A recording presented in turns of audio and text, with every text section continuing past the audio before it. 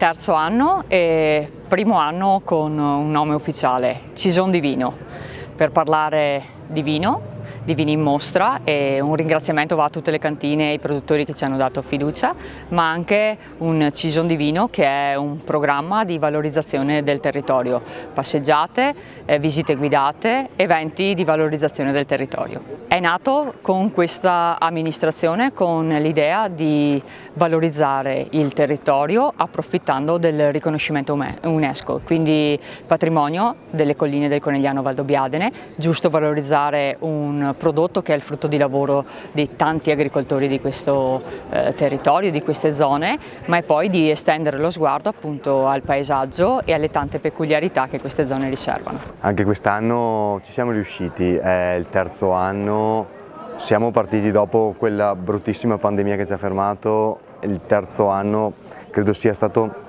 sempre un susseguirsi di situazioni e sempre crescere molto di più. Quest'anno ci sono molti eventi in programma e speriamo che tutto quanto ci assista, dal meteo in particolare, e i volontari sono presenti. Come abbiamo visto, ci sono moltissime associazioni che partecipano a questa manifestazione, come a tutte le manifestazioni che organizziamo qui a Cison, quindi un ringraziamento particolare a loro e a tutti l'amministrazione comunale in primis e a tutti gli sponsor che permettono questa grassa manifestazione.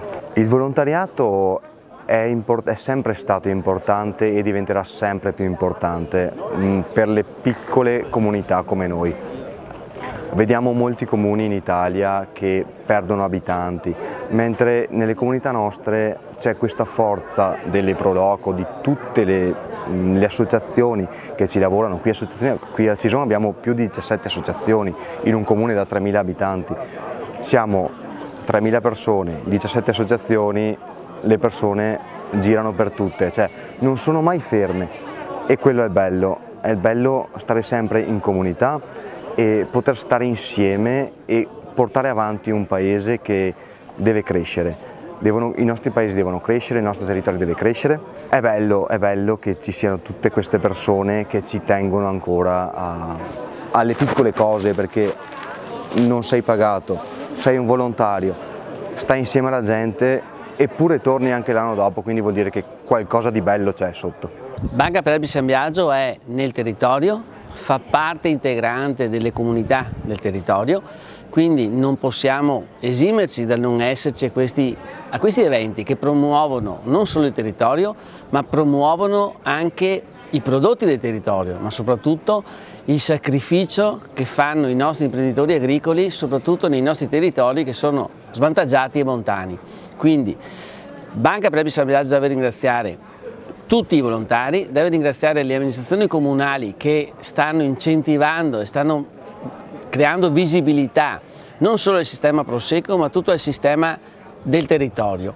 Banca per Alpi San Biagio quest'anno fa 130 anni che è nata, e è nata chiaramente 130 anni fa con chi?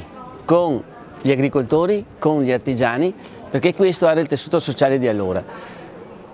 Oggi noi siamo qua, stiamo raccogliendo praticamente il testimone di chi ci ha preceduto, come lo stanno facendo gli imprenditori agricoli che attualmente sono operativi e che hanno preso il testimone dei loro padri e nonni. Quindi è un territorio che sta portando avanti, sta raggiungendo obiettivi veramente importanti grazie a cosa? Grazie a un discorso di continuità, ma soprattutto grazie alle comunità che, operando assieme, riescono a far sì che anche molte volte problematiche che possono nascere, vediamo anche il cambiamento climatico che è in atto e tutto il resto, però sono comunità che reagiscono e che fanno squadra, e noi in queste comunità ci siamo e fa parte del nostro DNA far squadra.